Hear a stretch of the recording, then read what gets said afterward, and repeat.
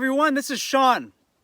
In today's video, I'm going to discuss the Gunsite Instructor Development course that I have taken recently. And the reason why I want to discuss this course is because there was no videos on this course, no articles, nothing. And it kind of got me frustrated, but on a good thing is, on a good level, is that today I'm going to actually talk about that course. So right now, just talking about my environment, I'm at the borderline of Imperial County and San Diego County in lovely California.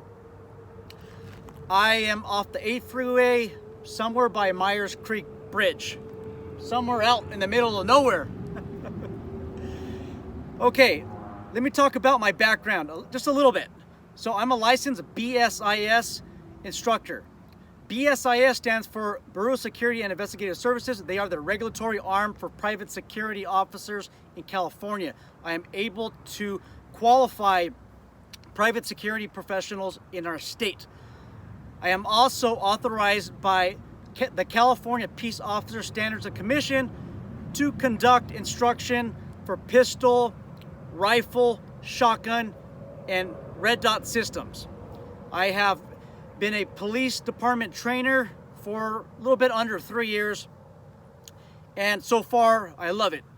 This past year and a half has really questioned my level of training from previous times. Basically, about 10 years ago, actually more than that, I took the NRA Law Enforcement Division course, and that's about a 40-hour course. I took that, and after that I've taken no other instructor development courses. I've noticed that I had something called unconscious incompetence. I thought I was competent, completely confident in firearms. Every time I take these types of trainings, it just shows how much incompetent I really was. So today, let's explore the instructor development course. First thing that I say is price. The course is pricey. I paid about, with tuition and ammunition, an easy $2,300. By the time you take this course, you might actually end up paying a lot more. Prices are gonna go up over time. With lodging, with food and everything else, I spent about $3,300, and that's to cover 5 days. It was worth every single penny. Let's talk about the Gunsite Instructor. The Gunsight Culture. Guys, this is the second course that I have taken at Gunsight. Previously, I've taken the Gunsight 250 pistol course about 6 to 8 months before. And I have to say that that course is one of the best courses I've ever taken. I got every penny's worth. And after completing that course, I just decided that I need to come back. So the course, all in all, about $3,300. It's definitely worth every penny. Now let's talk about the Gunsight Culture. Guys, this place is the best, one of the best places on earth. You go through the gates of Gunsight and you feel like you're in some other part of America. The instructors there are, I consider them family. The students, my fellow classmates, I consider them family as well. I am sure that if I forgot a gun or my gun wasn't functioning, I'm sure that any one of my fellow classmates would have loaned me their weapon. They would have even asked for it later on. I'm sure that if I broke down in the middle of the road somewhere 2 years after taking this course, if one of my fellow classmates saw me, they would give me a ride or help me out to point A to B. You form lasting relationships with awesome people in these classes. I've never taken any course where there's a strong bond. Whenever they mention the language of Gunsight family, you have to truly experience a Gunsight course to actually to get that feeling. So let's talk about the breakdown from this course. Who exactly is attending these courses? So in my class, I had about, I think there were 7 students. There's 7 students. And there was another instructor that came down, and he supplemented as a student, but he was also an instructor. And then we had our main instructor. The background is pretty much, we had one one gentleman military. There was another guy that was law enforcement. Another lady, Jen Endiga. Hopefully I'm pronouncing her name right. New friend I made, by the way. Well, actually, they're all my friends. She's one of the local leaders for one of the Arizona well-armed women, one of the chapter leaders. And then we also had Samantha Mann. She's a contract writer. She writes for the NRA as well. And a lot of good people. Another guy from the military. A lot of good people.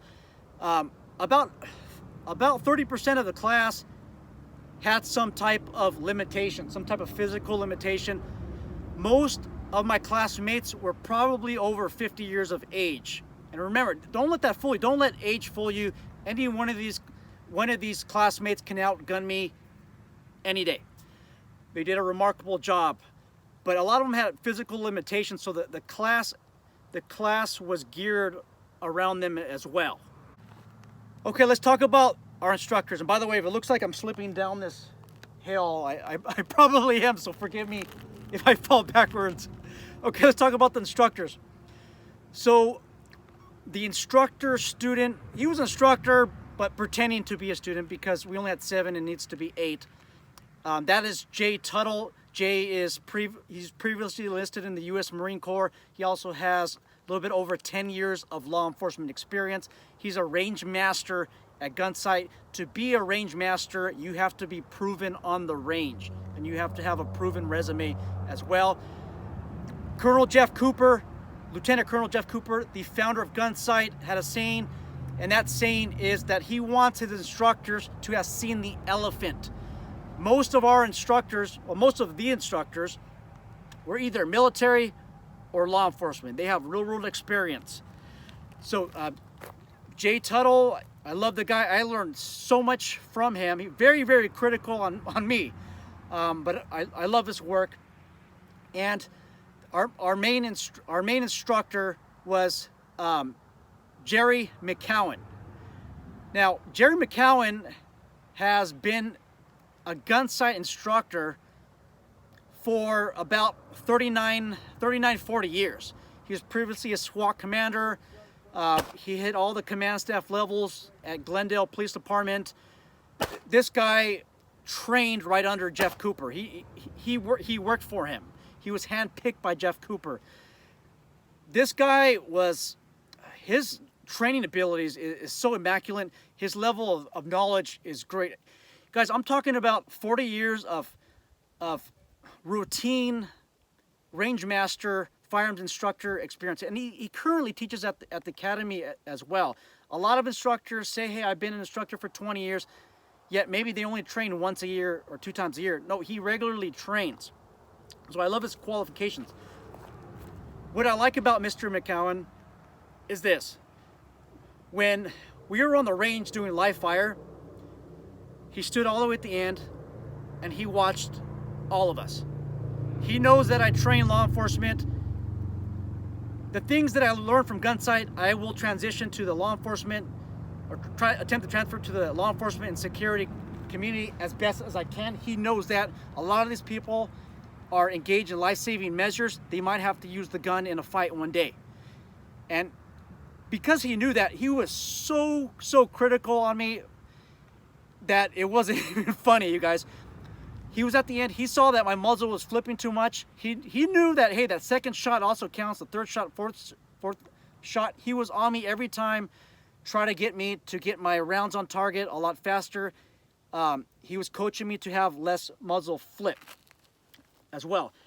I showed up on the range with my gun belt, and it wasn't the belt that I used as a police officer. It was a training belt. He noticed that I had these mediocre magazine pouches where stuff would just fall over. It was mediocre, and he asked me, is that what your department supplies you? And I said, no sir, it doesn't. And he just had the most disgusted, disappointed look. And why is that? Well, number one is he's been proven in the street in law enforcement. He's been a SWAT commander. He knows what happens if you wear faulty equipment. What you train with is what you might end up using in real life. So he saw that and just gave a look of disappointment in me. And I was disappointed myself because I should have known better. Whatever you wear in the street, whatever you wear at work, you should bring to the classroom and train with that. Okay, let's talk about the round count. So you're required to show up or buy 1,000 rounds of pistol ammunition. I want to say I probably fired about 600 rounds. This course is an instructor level course. In most instructor level courses, you are learning to coach students, you're learning to instruct others. In doing that, you don't fire all the time. If you want to learn how to instruct, take instructor development. If you want a fun shooting class, you take Pistol 250 or a similar course. One of the highlights of the course is the instructor teach back or the student teach back. This is where I learned a lot.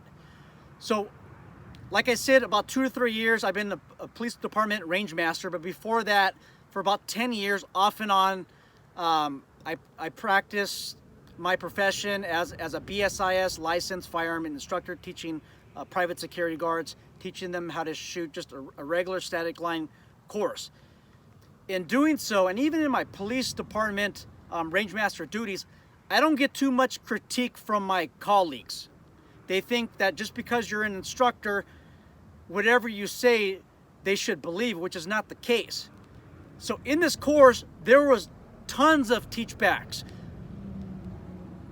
Mr. Mccowan would teach us about reloading, using barricaded positions, and then he would have us teach back.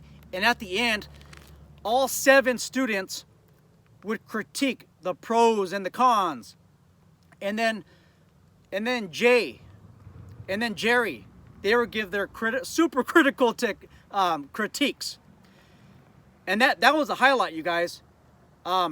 Something that I have to work on that I am not ashamed to talk about is my presentations are choppy. They need to flow a lot easier, and I'm currently working on that.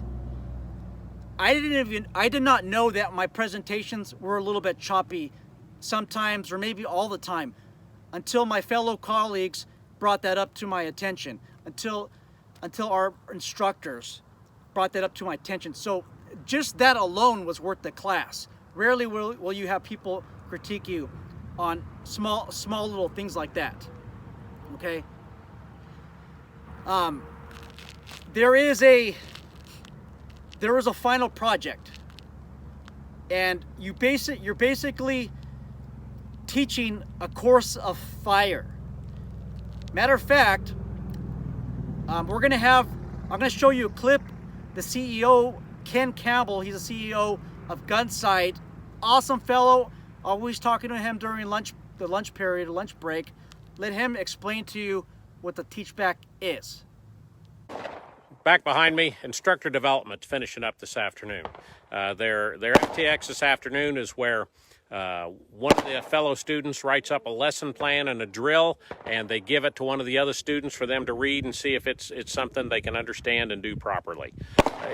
This class, if you're a firearms instructor, you want to be a firearms instructor, I'm telling you, this class is something you want to think about because it gives you the necessary skill sets that you can work with in here. So that was the teach back. That's just something that we have to do over the whole week. Guys, to be honest, I was stressing over this teach back. I would spend an hour, 2 hours during my time off when I came back to the house to reflect on the day. I spent so much time on it. It took me so long, and I was just stressing over it, and I don't think I should have stressed that much over it.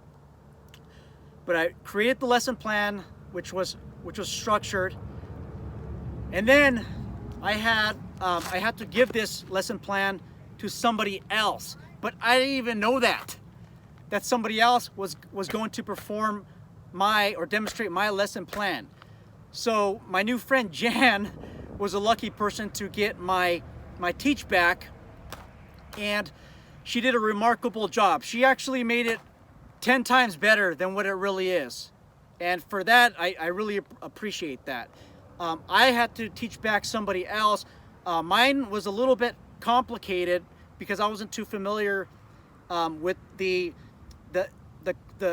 course of fire, and they don't give you a lot of time. They're give you this piece of paper. They give you about 3 to 5 minutes to actually execute the course of fire, and you're executing the course of fire with your fellow colleagues. In the end, we got a critique again. All 7 of us plus our instructors would critique us, and it was fun watching other people demonstrate or teach my drill, having other students perform the drill as well. It was fun. There is a final exam, and it's multiple choice, fill in. I think my weakness is probably the technical aspects of firearm, the way the whole mechanism of a firearm and a revolver. Those are just my weaknesses. That's probably where I scored the lowest. But there is a final exam. Guys, don't stress over it. Just pay attention to the PowerPoints. Pay attention to Jerry's presentation of it. One student, again, Jan, she was like the GATE, the honor student in high school. She got 100% or 9, I think it was 100%, but she got one of the highest scores in Gunsite history. Me, I think I probably barely passed, but I think everybody passed. That was another highlight. I do like the final exam portion of the course. There was some portions of the course where it was not live fire, but Jerry went over it very good. So one of the pieces of the courses that I like was the concealed carry portion. Basically, Jerry just talked about it, and he showed us his whole pistol collection, which is probably the size of his house. I thought that was pretty neat. Then Jerry, he did some type of instruction block where he showed you all the equipment that you should bring to the range if you're an instructor. Again, all the stuff that he brought to the range and he showed us probably filled up his whole house. He has so much stuff. He had some essential stuff and then some not too essential stuff. But something that I learned from that is not everybody that you train is going to have 20/20 vision. They might not be able to see close or read letters up close. You might have some people that are aging, and he had a kit with glasses, and in that kit of glasses was some prescription strength, like magnification glasses. I don't even know what reading glasses. So there are reading glasses / shooting glasses. That's something new, because some of your students, they may not even be able to see the front sight. But what we did learn is with a red dot, people who have these problems seeing the front sight, they could see the red dot a lot more easier. But these are glasses that you should bring to the range to problem solve with our different population out there. There was 2 prone-like conditions that I really enjoyed that I knew nothing of before going this course. There's something called the rolling prone, and Jay Tuttle was kind enough to demonstrate the rolling prone for us. Guys, this is the most relaxing position out of all the positions. You can go to sleep in the rolling prone, and you can stabilize the gun. Very good. I wouldn't mind probably sighting in a red dot at 25 yards with the rolling prone position. This is a position that I'm going to use for now on, and this is a position that I'm going to teach. The only negative aspect of it is you don't have a lot of mobility. So if somebody cuts a corner, they're rushing towards you, it's going to take longer for you to get up. The other position that the last time I've tried as a rookie police officer over 20 years ago, is the upside down prone shoot. So you're shooting upside down. And what we found is that some of us shoot better upside down than facing up. Again, something new that I learned, something that I enjoyed in the class. Another position that I liked is the barricaded positions. Got to learn how to shoot behind barricades. This is something that I've done for several years, but now it was time to revisit barricaded positions. Now, what kind of threw me off a little bit is I remember, because see, my dominant hand is my right hand. So when I go to a barricaded position on the left side, I'll switch hands so I can expose myself less. So if it's here, my gun's here, I'll switch over. And I was doing that. Jerry caught that and says, no, that's not how we do it. And he explained why you should not do that position. Well, he explained that you're more stable in the regular position, or the position that you regularly shoot in. You start flipping things around under stress, you may not perform as well. Also, your best balance in that position. But the main thing was the whole stress aspect. Are you going to be in a position to change that angle? And the advantage does not outweigh the disadvantages, according to Jerry. So I might just change some tactics the way I teach the barricaded position. I'm not too sure if I'm going to change that position as well. Also, the main emphasis in the class was trigger control and sight alignment. I've taken other courses, and it looks like some industry experts, especially the ones that are coming out of the military, they're starting to emphasize more grip strength. If you give more grip strength, you could slap that trigger all day long, and you'll still have a good grouping. Basically, that your dominant hand and then your support hand act as a vice. You hold it like a handshake, but a lot more than that. A little to a lot more than that. Just short of that death grip. That's something new that's being taught. Jerry emphasized the sight alignment, sight picture, and trigger control. Jay actually hinted in the class. He wasn't the lead instructor, but he did tell us, hey, you just came from class, and they're emphasizing that strong grip. During the course of fire, if I would miss my target, Jerry would tell me, hey, focus on that trigger control. Focus on the trigger control. Start applying pressure to that wall. Hit the wall, and you'll hit what you want to hit. And every time I listen to him, I hit the target head on. So I'm still debating what technique I should teach. We'll see. So we also talked about the shoot house. We visited the shoot house, and I received some pretty good instruction on how Gunsight performs their shoot house drills. The shoot house is a house that you will clear live fire in the 250 and 350 development course. You're gonna love it. We did not live fire it, guys. A real shoot house instructor development school for just shoot houses can easily take a week long, and we didn't have that time to cover during that course. There's also something called the Donga, and it's something like over here.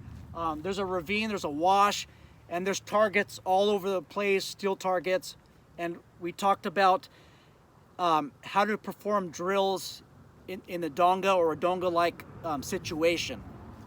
And the Donga is just a name that our Honorable Jeff Cooper, that's a name that he developed in his school. I don't know why he called it the Donga, but we went over that. I love the night shoot. It seems like a lot of the courses at Gunsight, they at least have one day of night shooting. I love night shoot. So basically, you're in class and then at the range from 8 in the morning, and then I think 3 or 4, 1,500 to 1,600 hours, you break, and then you come back about 1.5 to 2 hours later for a night shoot. And night shoot, we had the spitting targets. We learned the different methods on how to carry a flashlight Jerry, of course, brought out his household collection of flashlights. I listened to the instructions, and I brought a flashlight that will accompany a string lanyard. I brought that, and it looked like I could have just brought a push button light, my Surefire or my Stream light, rechargeable. So I could have just brought that. We focused on the shooting drill, the spinning targets. We learned different courses of fire at night. Loved it. We learned about shooting the red laser, or shooting with a red laser. Nobody had a red laser. They're not asking to bring it. Jerry again brought his collection, and he let us use the red laser on his gun. He even provided the ammunition. This is how wonderful these instructors are. Provided his own gun and his own ammunition. We did a couple of shoots on steel. Awesome. It was fun. I love it. Okay, there are some other courses or parts of the course that we were instructed in. This one was how to defend yourself against the knife. I don't feel comfortable enough explaining the entire course of fire or the techniques, but I'll show you some video or some photos that will appear very shortly. But for the most part, Jerry showed us, or maybe it was Jay, but one of them showed us how to defend ourselves against a knife.